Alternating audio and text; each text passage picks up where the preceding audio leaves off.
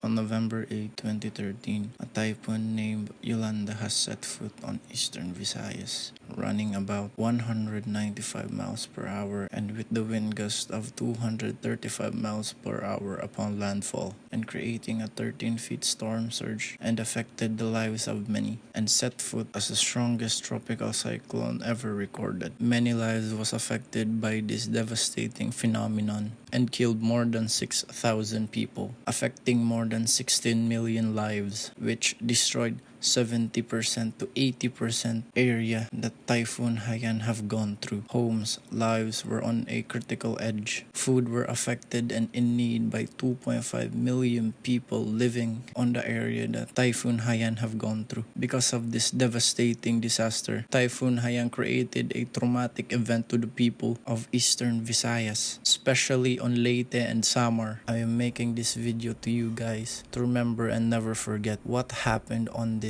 event. On this day, I am JASTENPOBZ and one of the victims of Typhoon Yolanda, and I will tell you my experience on Typhoon Yolanda. So I laid out what I remember. I wrote down my experiences on Yolanda on the day of Yolanda, because I can't memorize all, and I wrote down what I remembered on that day. So here we go. On November 7, 2013, the day before the Yolanda arrived or landfall, it was a very sunny day and no signs of rain. So on that day, it was very sunny, as I remember. Like there were no signs that it will rain, or no strong winds rather. So me and my lola wasn't really worried about Yolanda, and we were confident that there will be no flood or whatever, like there's no big storm surge, because we don't know what is storm surge at that time. So we're very confident that there will be no big flood that will happen. So it was just a pretty normal day, and it was very hot. Like the sun is up, like it was very hot. You get it. So after that, fast forward, I watched the news because the media was, broadcasting it 1 week before the Yolanda. They tell the evacuate immediately, and then I watched it, and the news tell that the eye of the typhoon will be at Samar. So I didn't know if that was true or not, but they told us that the eye of the typhoon will be at Samar. So fast forward now, I know that if the eye of the typhoon will be at this location, it will result to be like no signs of typhoon, or no signs of strong winds, or maybe like a rain or something. Like it was sunny, like it will be sunny, like it was very calm.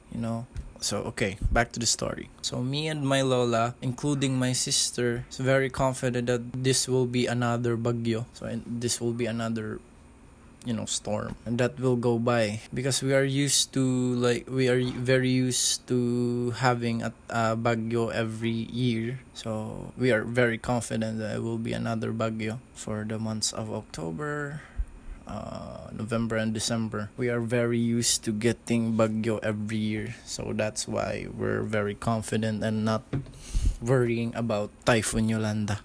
Fast forward around 10 p.m. there was still no signs of typhoon. There was no wind, there was no rain, and it was normal night. And I said to my lola, because my lola was panicking and stuff and was getting worried na.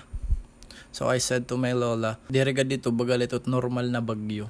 Just a normal fucking storm." So we stay until 3 a.m. in the morning. That's what I remember. We stayed a little bit until the morning. So around like past 3 or maybe 4 a.m. there was a fucking sign of Typhoon Yolanda. The wind was getting stronger, and the rain was getting stronger too. It was raining heavily. It's like the wind is fucking whistling because of how strong it is. And then my lola said, kinahanglan na naton magbakwit kay makusog na't uran ngan makusog na it hangin. That's what she said. He was saying it angrily. He was getting mad. So we evacuated to our neighbor, like across the street. We evacuated there, but it wasn't really like high. It was like a 2-story house. So I fell asleep at that morning after we evacuated. Fast forward at around 6 a.m. in the morning, the water started to fucking raise. It was very like It was tall as fuck. And we have no choice to, go to the second floor. Keep in mind the water burst out to the door and started to flood the house. And the water is raising like quickly. So we need to go to the second floor and stay there because we have no choice. It was happening very fast and shit. So we need to go. And then my lola said, "Digi inaano pa kamo dida? Baka di na kamo igbaw kay tubig na taas na."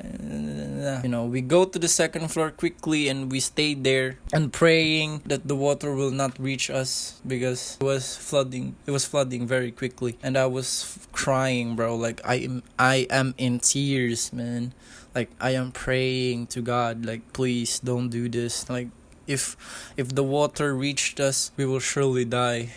Like we can't go anywhere and we will surely die, and me and my family and me and my neighbors. That was very, very traumatic for me. Fortunately, fast forward around 7 a.m. I think that was 7 a.m. probably, or 8. I don't know, because we don't have like a clock or something or a time. The water started to like go back down. It was just two stairs or one stair before the water reach us and then flood us out there, and then we will die because we have no like other ways to go to somewhere to survive. And we also save a family that was trapped across the street, so we helped them and go to us and stayed there. I was crying, but like I was fucking in tears, man. Like if I feel like fear right now, it was more than that I was feeling back then on Yolanda. That was I was feeling, man. I was fucking crying. Like what the fuck? I was praying and crying and praying and crying.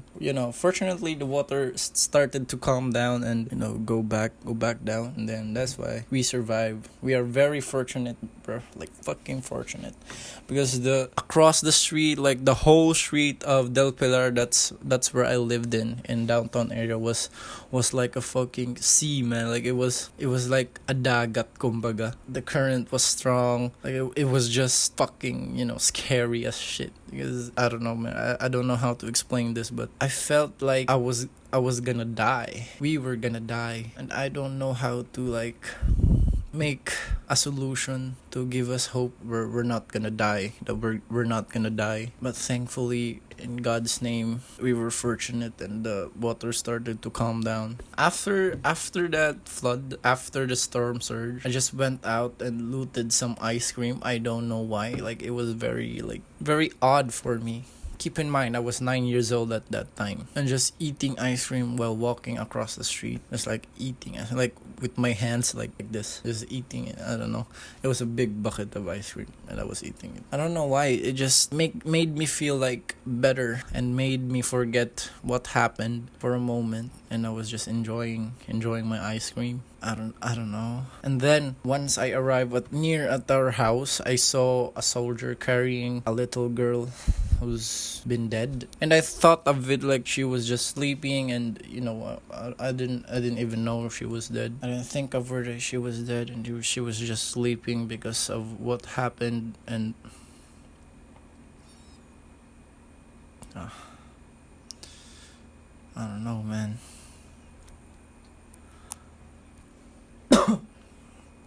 I have no offense for the ones who are for unfortunate families. I'm just trying to explain what happened to me. I am thanking God that we were the fortunate ones, and I'm very sorry for the families that was very unfortunate. I am very deeply sorry for your loss. That's why I'm making this video, to remember and not forget what happened on November 8, 2013.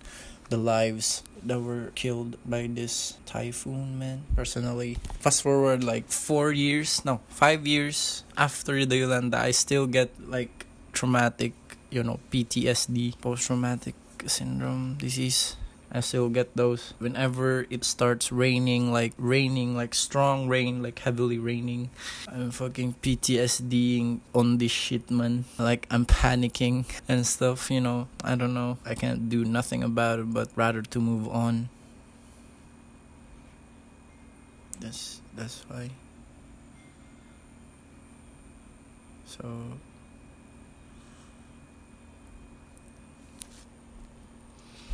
thank you guys for watching. I hope that that you learned something today, or maybe my story, or I don't know. I am not making this video for anything like clout or shit. I'm just making this video to tell you my experience and how traumatic that event was.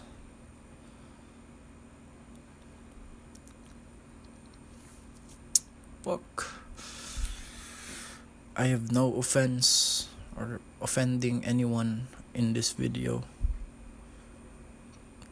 I love you all. Thank you guys for watching. Remember,